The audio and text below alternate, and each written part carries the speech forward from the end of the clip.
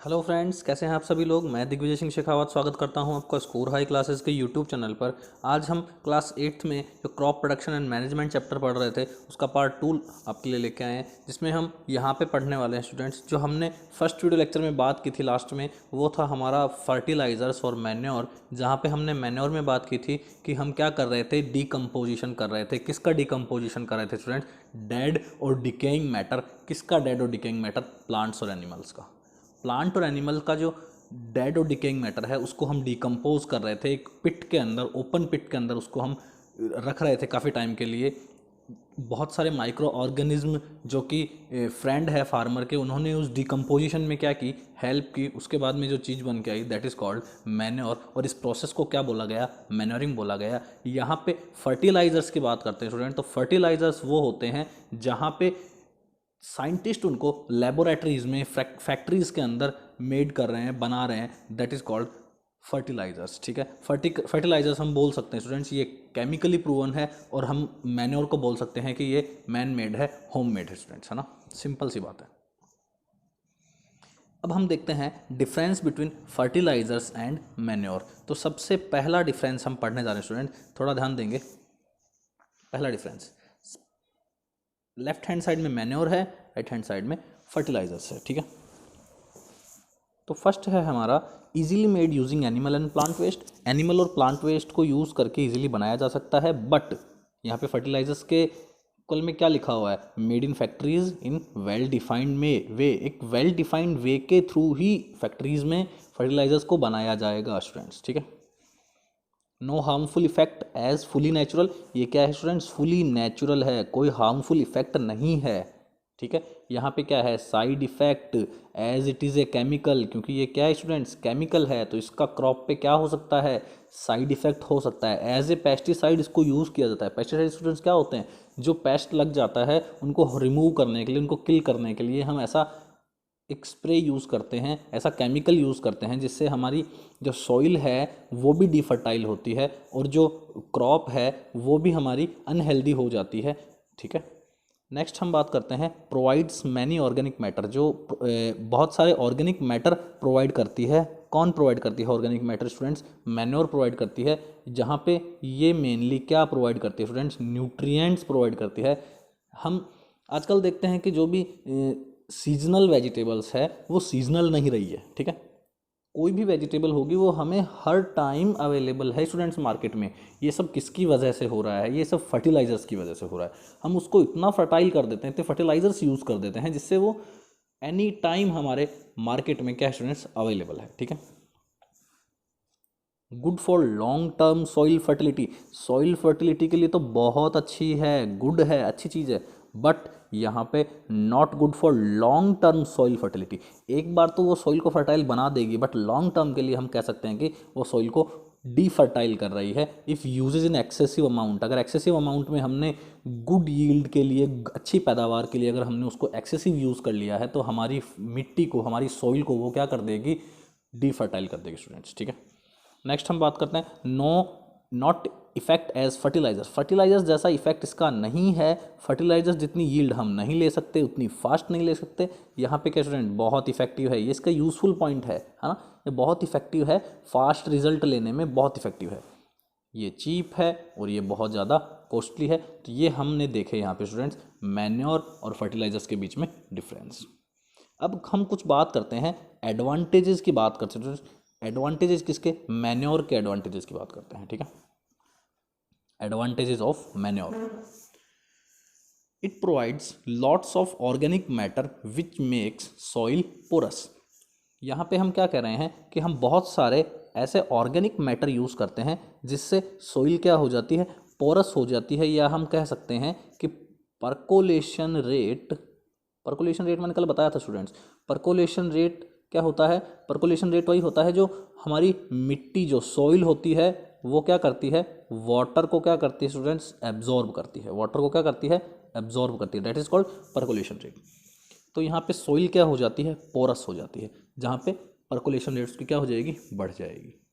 ठीक है, नेक्स्ट बात करते हैं it increases soil fertility in general. ये सॉइल फर्टिलिटी को क्या कर देती है? बढ़ा देती है। सॉइल फर्टिलिटी से क्या हो जाती है? इंक्रीज हो जाती है। ठीक है, it provide some nutrients in small amount. देखो, अगर लार्ज अमाउंट में आपको न्यूट्रिएंट्स देने हैं तो आप फर्टिलाइजर्स का यूज़ कीजिए। और अगर फर्टिलाइजर्स जो कॉस्टली है, जिसका यूज़ करना पॉसिबल नहीं है हर किसी फार्मर के लिए, वो क्या यूज़ करेगा, न्यूट्रिएंट मैन्योर यूज़ करेगा। और मैन्योर उसको क्या देगा स्टूडेंट्स, उसकी क्रॉप को क्या देगा, न्यूट्रिएंट देगा, बट इन स्मॉल अमाउंट देगा। तो हम इसको एडवांटेज में काउंट कर सकते हैं स्टूडेंट्स, ठीक है। Next, as it made from waste product. देखो, ये वेस्ट प्रोडक्ट से बनाया जाता है, सो एनवायरमेंट इज क्लीन। तो वेस्ट प्रोडक्ट से अगर हम एनवायरमेंट से वेस्ट प्रोडक्ट को हटा लेंगे तो इसका मतलब हम क्या कर रहे हैं, इनडायरेक्टली वे में हम क्या कर रहे हैं, एनवायरमेंट को क्लीन कर रहे हैं। तो हम कहेंगे कि वेस्ट प्रोडक्ट से अगर ये यूज़ हो रहा है, ये बन रहा है, तो एनवायरमेंट को तो क्लीन कर ही रहा है स्टूडेंट्स। नेक्स्ट बात करते हैं, it increases the water holding capacity. ये वाटर होल्डिंग कैपेसिटी को भी इंक्रीज करता है, सोइल की वाटर होल्डिंग कैपेसिटी को भी क्या करता है स्टूडेंट्स, इंक्रीज करता है। क्योंकि ये वाटर होल्डिंग कैपेसिटी को इसलिए इंक्रीज करता है क्योंकि जो वेस्ट प्रोडक्ट होता है ना students, waste, dead and decaying matter, dead and decaying matter of animal and plant, ये क्या करते हैं स्टूडेंट, ये प्रोवाइड कराते हैं ह्यूमस, ठीक है, provide humus to the soil. ये क्या करते हैं स्टूडेंट, सॉइल को ह्यूमस प्रोवाइड करवाते हैं, जिससे क्या होता है कि जो वाटर है वो ज़्यादा टाइम तक सॉइल में टिका हुआ रहेगा, ठीक है। हम बहुत सारी टाइप की सॉइल देखते हैं, जैसे दोमट सॉइल है, रेड सॉइल है, बालू सॉइल है ना। तो जो अलग अलग टाइप की सॉइल है उसमें वाटर होल्डिंग कैपेसिटी भी क्या है स्टूडेंट्स, अलग अलग है। तो जो हम मैन्योर यूज़ करते हैं, मैन्योर अगर सॉइल को प्रोवाइड करवाते हैं, तो जो मैन्योर की हेल्प से जो water holding capacity of soil है वो क्या हो जाएगी, यहाँ से इंक्रीज हो जाएगी। क्यों इंक्रीज हो जाएगी, क्योंकि ये जो डेड और डिकेइंग मैटर है, मैन्योर के अंदर जो डेड और डिकेइंग मैटर है, ये क्या करता है स्टूडेंट्स, ह्यूमस प्रोवाइड करता है, ठीक है। ये क्या प्रोवाइड करता है, ह्यूमस प्रोवाइड करता है, जिसकी वजह से जो सॉइल है वो थोड़ा हमारे पास वाटर होल्डिंग कैपेसिटी उसकी क्या होगी स्टूडेंट्स, बढ़ जाएगी, ठीक है। नेक्स्ट हम बात करते हैं स्टूडेंट इरिगेशन की, क्योंकि अभी तक हमने क्या पढ़ा है, हमने शुरुआत से अगर हम आपको थोड़ा बहुत वापस से रिवाइज करवाएं तो अभी तक हमने क्या पढ़ा, सबसे पहले हमने देखा प्रिपरेशन ऑफ सॉइल, ठीक है स्टूडेंट्स। सबसे पहले हमने क्या देखा, preparation of soil. Then after हमने देखा सोइंग। सोइंग के बाद में स्टूडेंट्स हमने क्या देखा, यहाँ से सोइंग के मेथड देखे, ट्रेडिशनल टूल देखा और सीड ड्रिल देखा, जहाँ पे सीड ड्रिल बहुत ही अच्छी टेक्निक है जो मैन पावर को कम करती है, ठीक है। आफ्टर हमने देखा adding manure and fertilisers. Then हमने फर्टिलाइजर्स और मैन्योर्स के डिफरेंस देखे। डिफरेंस के बाद में हमने क्या देखा स्टूडेंट्स, एडवांटेज देखा कि क्या एडवांटेज है मैन्योर एंड फर्टिलाइजर्स का, मैन्योर का क्या एडवांटेज है वो हमने देखा, ठीक है। नेक्स्ट हम बात करते हैं स्टूडेंट्स इरिगेशन की, क्योंकि अगर हमने सब कुछ कर लिया और फसल को हमने, क्रॉप को हमने अगर पानी ही नहीं दिया तो वो लूजनिंग ऑफ सॉइल है, जो कुछ भी हमने किया है वो सब वेस्ट हो जाएगा स्टूडेंट, टोटली वेस्ट हो जाएगा। तो irrigation is most important part of getting best yield, है ना। अगर हमने अच्छे से उसको इरिगेट नहीं किया है, पानी की जो वाटर की जो कैपेसिटी है उसको हमने सही नहीं किया कि हमने कितना वाटर देना है कितना वाटर नहीं देना है, तो हम उसमें क्या हो जाएंगे, फिर यील्ड लेने में क्या हो जाएंगे स्टूडेंट्स, फेल हो जाएंगे। इसलिए irrigation is the most important part of agriculture practices. So let's start irrigation. First point है, water is important for proper growth. Yes we know, water तो बहुत ज़रूरी है प्रॉपर ग्रोथ के लिए and development of plant, plant के development के लिए और प्रॉपर ग्रोथ के लिए वाटर तो बहुत इंपॉर्टेंट है, ठीक है। Next point, water is essential because germination of seeds does not take place under dry condition।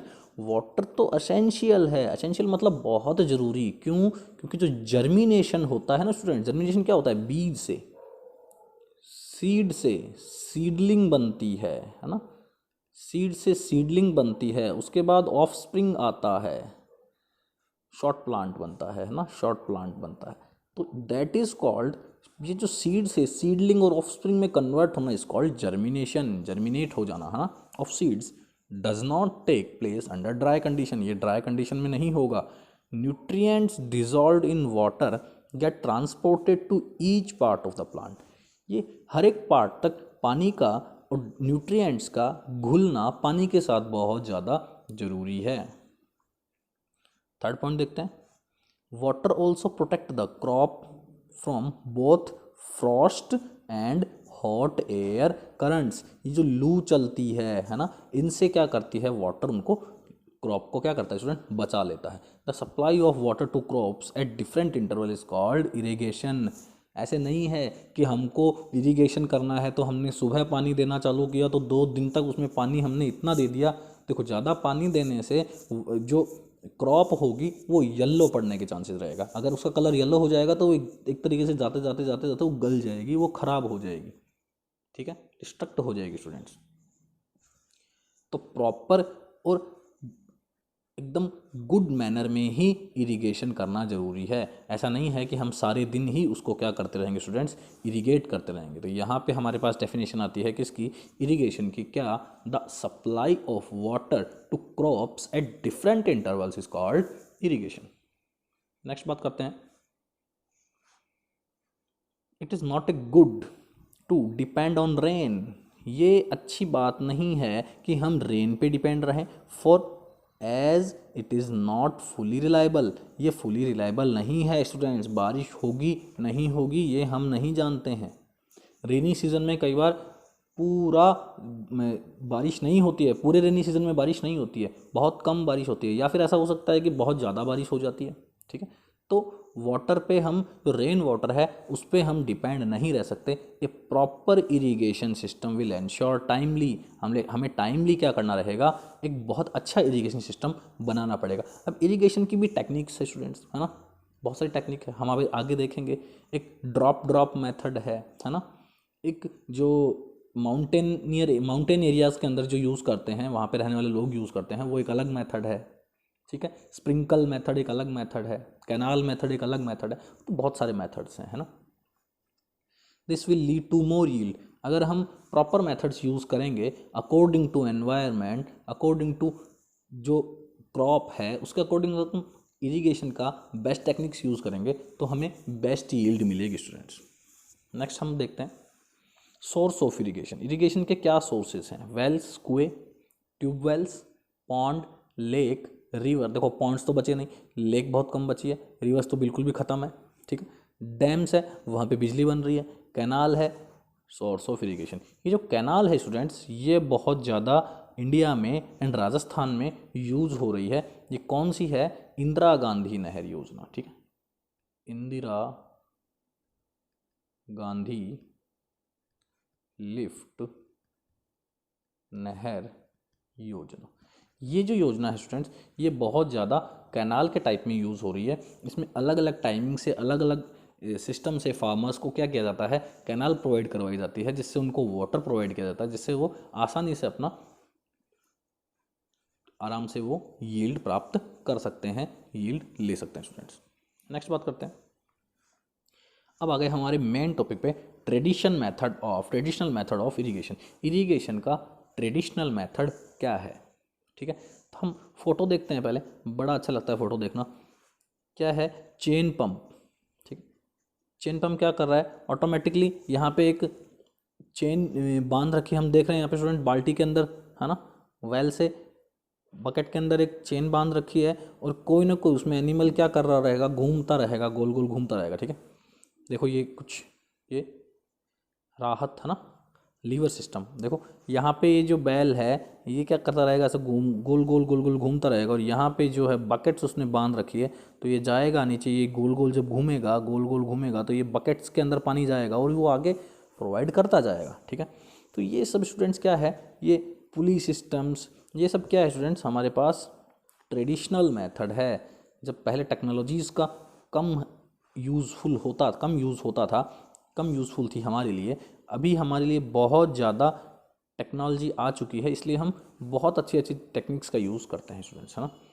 तो ये धेकली प्रोसेस है, ठीक है, ये अलग अलग टाइप के प्रोसेस है। सारी प्रोसेस आप देख पा रहे हो स्टूडेंट्स, वेल से ही रिलेटेड है ना, वेल से ही रिलेटेड है। सब में हमको क्या दिखेगा, वेल ही दिखने वाला है, ठीक है। देख लेते हैं, the water available in wells, lakes and canals is lifted by different method. जो लेक से पानी उठाना है, वेल से पानी उठाना है, कैनाल से उठाना है, लिफ्ट करना है, method is different reason for taking is to the field. Here various tradition methods are, बहुत सारे ट्रेडिशन मेथड है स्टूडेंट्स, ठीक है। अब हम बात करते हैं इंपॉर्टेंट पार्ट की। क्या है important part? Modern method of irrigation. हमको मॉडर्न मेथड देखने हैं, ठीक है, हमें मॉडर्न मेथड देखना है। तो सबसे पहला मॉडर्न मेथड है स्टूडेंट्स स्प्रिंकल मेथड, ठीक है, sprinkler method, sprinkler system. Sprinkler system के अंदर क्या है देखते हैं। इन this system perpendicular pipes having rotating nozzles, perpendicular pipes होंगे स्टूडेंट्स, परपेंडिकुलर पाइप होंगे। यहाँ पे ये परपेंडिकुलर पाइप्स आ गए, ठीक है। यहाँ पे इसके ऊपर क्या रहेगा? नोजल रहेगा। क्या रहेगा स्टूडेंट्स? नोजल रहेगा। और नोजल से ही पानी क्या होगा, देखो ब्लू कलर में देखते हैं, पानी यहाँ से क्या होगा? स्प्रिंकल होगा, है ना, ये स्प्रिंकल हो जाएगा यहाँ से भी, यहाँ से भी।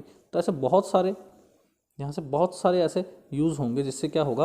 पानी स्प्रिंकल हो जाएगा स्टूडेंट्स, ठीक है। तो हम इसको रीड कर देते हैं एक बार फटाफट से आपके लिए। Top air are joint to the main pipeline, this is main pipeline, है ना। ये क्या है स्टूडेंट्स? मेन पाइपलाइन है। फोटो भी दिख जाएगी आपको, लेकिन ऐसा समझ में अच्छे से आ जाता है एक बार। ये मेन पाइपलाइन है और इसको बोलेंगे हम परपेंडिकुलर पाइपलाइन। ये परपेंडिकुलर पाइपलाइन है, दिस इज कॉल्ड परपेंडिकुलर, है ना, 90 डिग्री, ठीक है।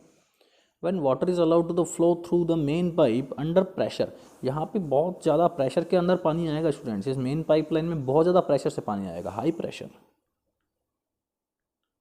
क्या आएगा स्टूडेंट्स? हाई प्रेशर आएगा। With the help of pump, pump के हेल्प से इसमें प्रेशर दिया जाएगा। It sprinkles from the rotating nozzles. अभी जो रोटेट नोजल है ये कभी कभी शट, कभी ओपन, कभी शट, कभी ओपन होगा। तो यहाँ से जब ये ओपन होगा तो उसमें से पानी जो निकलेगा वो बहुत ज़्यादा प्रेशर से निकलेगा स्टूडेंट। तो बहुत ज़्यादा प्रेशर से जाएगा तो बहुत दूर तक जाएगा और इसके ड्रॉपलेट्स में कन्वर्ट हो जाएगा। तो इससे क्या होगा स्टूडेंट्स? आसपास का जो पूरा एरिया है, जितने एरिया को वो कवर कर पाएगा वो कंप्लीटली कवर कर लेगा स्टूडेंट्स, ठीक है। It gets sprinkled on the crop as if it is raining, जैसे बरसात होती है, जैसे बारिश होती है, उसके हिसाब से यहाँ पे वो क्या करेगा? इसमें स्प्रिंकल करेगा। हम आसानी से इसको देख पा रहे हैं स्टूडेंट्स। नेक्स्ट हम बात करते हैं ड्रिप सिस्टम का, ठीक है। जहाँ पे स्टूडेंट्स पानी की बहुत कमी होती है वहाँ पे हम यूज़ करते हैं ड्रिप सिस्टम, ठीक है। तो in this system the water falls drop by drop just at the position of the root. जहाँ पे रूट है स्टूडेंट्स सिर्फ वहीं पे ही क्या जाएगा? वाटर की ड्रॉप्स जाएगी। So it is called drip system. ये drip drip dot point point करके पानी जाने वाला है। कहाँ पे पानी जाने वाला है स्टूडेंट? जहाँ पे रूट है प्लांट की, ठीक है। एक्चुअल में जहाँ पे रूट है प्लांट की, जैसे मान लेते हैं ये छोटे छोटे प्लांट लगा देता हूँ, देखो ये छोटे छोटे मैंने प्लांट लगा दिए। अब यहाँ पे जो पाइपलाइन आ रही होगी ना स्टूडेंट्स, जो पाइपलाइन आ रही होगी उसकी ड्रॉप यहाँ गिरेगी, देन ड्रॉप यहाँ गिरेगी, और आगे एक और अगर प्लांट है तो ड्रॉप यहाँ गिरेगी। और कुछ भी वाटर वेस्ट नहीं होगा, सिर्फ वाटर की ड्रॉप ड्रिप यहीं पे ही आने वाली है। ये क्या है स्टूडेंट्स? ड्रिप सिस्टम है, ठीक है। तो नेक्स्ट हम बात करते हैं अब 5th नंबर का एग्रीकल्चर प्रैक्टिस है प्रोटेक्शन फ्रॉम वीड्स। देखो स्टूडेंट्स, वीड्स समझना बहुत ज़्यादा ज़रूरी है कि वीड्स क्या है। जैसे मान लेते हैं हमने किस चीज़ की क्रॉप लगाई है? वीट की क्रॉप लगाई है, ठीक है। अब वीट की क्रॉप हमने लार्ज एरिया में लगाई है तो उसके बावजूद उसमें बीच में मेज़ उग रहा है, हल्का हल्का मेज़ उग रहा है, बीच बीच में मेज़ उग जाता है। जैसे मान लेते हैं, ये मैं कलर से बता देता हूँ आपको। देखो जैसे ये मैंने एरिया ले लिया, ठीक है, ये मैंने क्या ले लिया? पर्टिकुलर एरिया ले लिया। यहाँ पे मैंने ये लगा दिया, प्लांट लगा दिया, ये प्लांट लगा दिया, ये मैं वीट लगा रहा हूँ स्टूडेंट, ठीक है। ये मैं वीट लगाया मैंने, मान लेते हैं बहुत बड़ा एरिया है ये, यहाँ पे मैंने वीट प्लांट्स लगा दिए, ये मेरी क्रॉप रेडी है, ठीक है। बट यहाँ पे क्या हो रहा है स्टूडेंट्स? बीच बीच में मेज़ भी है, ठीक है, बीच में मेज़ भी है, यहाँ भी है, यहाँ पे भी मेज़ है, यहाँ पे भी मेज़ है, यहाँ पे भी मेज़ है, ठीक। तो ये जो मेज़ है स्टूडेंट्स, ये यहाँ पे क्या काम करेगा? वीड का काम करेगा। क्या करेगा?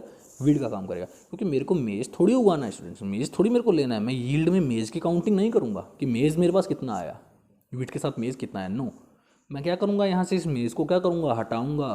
तो मैं इसको प्रोटेक्ट करूँगा, किसको? क्रॉप को, मेरी वीट की क्रॉप को क्या करूँगा स्टूडेंट्स? इस वीड से क्या करूँगा? प्रोटेक्ट करूँगा। तो ये मेरा 5th एग्रीकल्चर प्रैक्टिस हो जाएगा, ठीक है। तो बात करते हैं इसमें कि प्रोटेक्शन फ्रॉम वीड्स कैसे किया जाए, कैसे वीड को कंट्रोल किया जाए, कौन से पेस्टिसाइड्स यूज़ करके किया जा सकता है, क्यों पेस्टिसाइड यूज़ करें, या फिर क्या ऐसा यूज़ करके हम वीडीसाइड यूज़ करके बहुत सारी चीज़ें कर सकते हैं। तो देखते हैं, फर्स्ट पार्ट है इसका स्टूडेंट्स, ध्यान देंगे। फर्स्ट पार्ट है weed are the undesirable plants. मैंने बताया आपको, अगर मेरी डिज़ायर किसकी है, वीट की है, और वहाँ पे मेज़ उग रहा है, बीच में लिनसीड उग रहा है, या फिर मस्टर्ड उग रहा है, पल्स उग रहा है, तो ये जितना भी वीट के अलावा मेरा अनडिज़ायरेबल चीज़ें हो जाएगी, अनडिज़ायरेबल प्लांट्स होंगे, अनडिज़ायरेबल जो सिस्टम होगा वो मेरा क्या होगा, वीड होगा। ठीक, विच में ग्रो नेचुरली, वो नेचुरली ग्रो होता है along with the crop in the field, field में क्रॉप के साथ नेचुरली ग्रो होता है अनडिज़ायरेबल प्लांट्स है, दैट इज कॉल्ड वीड। अब हमें क्या करना है, उन्हें हटाना है। ठीक है, the removal of weed is called weeding. उसको जो रिमूवल होता है वीड का, हटाना है, दैट इज कॉल्ड वीडिंग। तो अगर आपके कोई चल रहा है कहीं पे, खेती का काम चल रहा है, और कोई पूछ रहा है आपसे क्या कर रहे हो, मैं वीडिंग कर रहा हूँ। वीडिंग करने का मतलब क्या है कि अगर मैं वीट की खेती कर रहा हूँ, वीट की मेरी क्रॉप है, तो उसमें से जो कुछ एक्स्ट्रा है, जो कुछ अनडिज़ायरेबल है, जो कुछ एडवांस है, उसको मैं क्या कर रहा हूँ स्टूडेंट, वहाँ से हटा रहा हूँ, that is called weeding. Weeding is the necessary, weeding क्या है, नेसेसरी, जरूरी है, because they affect the growth of crop. ये जो ग्रोथ कर होती है क्रॉप की, उसको क्या करता है, अफेक्ट, अफेक्ट मतलब बुरा प्रभाव बनाता है। ठीक है, अच्छा नहीं है उसके लिए बिल्कुल भी, क्योंकि जो भी हम न्यूट्रिएंट्स डाल रहे हैं, जो भी मैन्योर फर्टिलाइजर्स हम क्रॉप को देना चाहते हैं, वो साथ साथ कौन ले रहा है, वीड भी ले रहा है। ठीक है, वीड ग्रो कर रहा है, तो वो तो हमें चाहिए नहीं, इसलिए वीड क्या करता है, गलत चीज़ है, इसलिए हमें उसको क्या करना है, हटाना है, that is called weeding. By changing the crop plants for water, nutrient, space and light. क्या क्या प्लांट्स के लिए वो compete करना पड़ रहा है, उसको क्रॉप को क्या क्या compete करना पड़ रहा है, उसको वाटर अच्छे से नहीं मिल रहा है स्टूडेंट्स, है ना, उसको वाटर अच्छे से नहीं मिलेगा, और न्यूट्रिएंट्स जो हमने क्रॉप को दिए हैं वो वीड ले लेगा, स्पेस भी वीड कम कर देगा बेचारी क्रॉप्स के लिए। ठीक है, और लाइट भी नहीं आने देगा, सनलाइट आएगा तभी तो ऑटोट्रॉफिक मोड पे खाना बनेगा। ठीक है, तो अब हम देखते हैं वीड कंट्रोल, कि कैसे वीड को कंट्रोल किया जाए स्टूडेंट्स। ठीक है, मैनुअल मेथड भी हैं, बहुत सारे मेथड हैं, देखते हैं हमें। Farmers use many ways to remove weed and control their growth, control करते हैं उनकी ग्रोथ को। Tilling before sowing of crops, तो टिलिंग हमने देखा था स्टूडेंट्स, जो लूजनिंग ऑफ सॉइल था, जो टर्निंग ऑफ सॉइल था, डेट इज कॉल्ड टिलिंग, है ना। Tilling helps crops, helps uprooting and killing the weeds. तो छोटा मोटा कोई पौधा होगा जो अनवांटेड वीड्स है, वो हट जाएगा वहाँ से। विच में then dry up and get mixed with the soil, वो उसके अगर जड़ें बाहर आ गई, उसकी रूट्स बाहर आ जाएगी, तो वो हट जाएगा वहाँ से, ऑटोमेटिकली हट जाएगा, ये सिंपल सी बात है। The best time for the removal of weed is before they produce flowers. अगर आपने वीड को हटाना है, रिमूव करना है, तो उसके फ्लावर्स आने से पहले उसको रिमूव कर दीजिए स्टूडेंट्स, क्योंकि फ्लावर्स आएंगे तो फ्लावर्स में क्या लगेंगे, सीड, और वो सीड वापस से क्या करेंगे, सोइल में ग्रो कर जाएंगे। तो जिधर से हम एक साइड से हम वीड हटा रहे हैं, और सेकंड साइड से वो क्या हो जाएगा, वीड ऑटोमेटिकली ग्रो करने लग जाएगा, उनके सीड से ग्रो करने लग जाएगा। इसलिए हमें क्या करना है, फ्लावर्स आएंगे उससे पहले वीड को हटा देना है। The manual removal includes physical removal of weeds. हमने देखा होगा स्टूडेंट्स, खेतों में औरतें, आदमी बैठे बैठे कुछ ना कुछ हटाते रहते हैं। वो क्या कर रहे हैं, वो वीडिंग कर रहे हैं, वो रिमूव कर रहे हैं। किसको रिमूव कर रहे हैं, अनवांटेड को रिमूव कर रहे हैं। अनवांटेड जो सिस्टम बीच में आ रहा है, अनवांटेड जो प्लांट्स आ रहे हैं, उसको क्या कर रहे हैं, वो रिमूव कर रहे हैं बाय अपरूटिंग और cutting them close to the ground. Ground से क्लोज करके उसको काट रहे हैं। कोई बड़ा वीड हो जाता है, उसको हम उखाड़ना चाह रहे हैं, वहाँ से हटाना चाह रहे हैं मैनुअली, फिर भी वो नहीं हट रहा है, तो उसमें फिर कट प्रोसेस काम में आता है, कटिंग प्रोसेस काम में आता है। ठीक है, फ्रॉम टाइम टू टाइम करना। ऐसा नहीं है कि क्रॉप लास्ट में रेडी हो गई, चलो लास्ट में वीड हटा लेंगे। अरे भाई, लास्ट में वीड आपसे नहीं हटेगा, तो बहुत पहले ही हटा लेना चाहिए। ठीक है, द हेल्प ऑफ खुरपी, देसी वर्ड है खुरपी, तो बताइए हमें। Weed are also controlled by the spraying certain chemicals. ओहो, कुछ केमिकल्स भी हैं हमारे पास जिससे हम क्या कर सकते हैं, वीड वाला केमिकल ही होना चाहिए स्टूडेंट्स। कहीं हमने क्रॉप वाला केमिकल छिड़क दिया तो क्रॉप मर जाएगी, वीड रह जाएगा, है ना। तो वीडिंग वाला केमिकल्स ही होना चाहिए। तो इसको क्या बोलते हैं स्टूडेंट, वीडीसाइड बोलते हैं। जैसे पेस्टिसाइड होते हैं, जैसे पेस्टिसाइड्स होते हैं, वैसे ही क्या होते हैं, वीडीसाइड भी होते हैं। जो पेस्ट को किल करते हैं दैट इज कॉल्ड पेस्टिसाइड, और वीड को किल करते हैं जो होते हैं weedicide. In the field to kill the weeds they do not damage the crop. अच्छा, वीडीसाइड डैमेज नहीं करेंगे क्रॉप को। जैसे पेस्टिसाइड होगा, वो वीड को और क्रॉप को डैमेज नहीं करेगा, वो सिर्फ पेस्ट को डैमेज करेगा। जो बैक्टीरिया, जो माइक्रो ऑर्गेनिज्म है, जो कीड़े हैं, जो उसको नहीं, उसी को ही रिमूव करेगा पेस्टिसाइड, और वीडीसाइड वीड को ही रिमूव करेगा। क्रॉप को आपको कोई नुकसान नहीं होगा। Sixth practice students, harvesting. ये सब हमने कर लिया, अब बारी किसकी आती है? हार्वेस्टिंग की बारी आती है स्टूडेंट्स। देख पा रहे हो आप फोटो में हार्वेस्टिंग का टेक्नोलॉजी, कैसे हार्वेस्टिंग कैसे किया जा रहा है, किस टेक्निक से यूज़ किया जा रहा है स्टूडेंट्स। ठीक है, तो पढ़ते हैं यहाँ से। The cutting of crop after it is mature is called harvesting. बहुत सिंपल है। क्रॉप की जो माथापच्ची चल रही है इतने टाइम से, जो 5 एग्रीकल्चर प्रैक्टिसेस हमने पढ़े हैं, वो क्रॉप को मैच्योर करने के लिए ही पढ़े हैं स्टूडेंट्स। और क्रॉप को मैच्योर करने के बाद में, मैच्योर होने के बाद में उसका जो कटिंग प्रोसेस है, है ना, उसको क्या बोलते हैं हम? हार्वेस्टिंग बोलते हैं। In harvesting crops are pulled out और cut close to the ground से उसको क्लोज से कट कर लिया जाता है। Harvesting also done manually, by sickle और ए मशीन। देखो मैनुअली भी करवाते हैं लोग, जो फार्मर्स हैं कुछ लिमिटेड एरियाज़ में जो क्रॉप उगा रहे हैं, वो बहुत लिमिटेड लोगों के साथ में उसको मैनुअली किया जा सकता है। लेकिन जो लार्ज एरियाज़ में, जो 500 800 हेक्टेयर के अंदर, बीघा के अंदर जो उगा रहे हैं, वो फिर क्या करते हैं? मशीन का यूज़ करते हैं, जहाँ पे उनका क्या करता है? लेबर, मैन पावर, टाइम क्या करते हैं? बचा लेते हैं वो। ठीक है, तो नेक्स्ट बात करते हैं इन द हार्वेस्टेड क्रॉप क्या बात बता रहे हैं? देखो,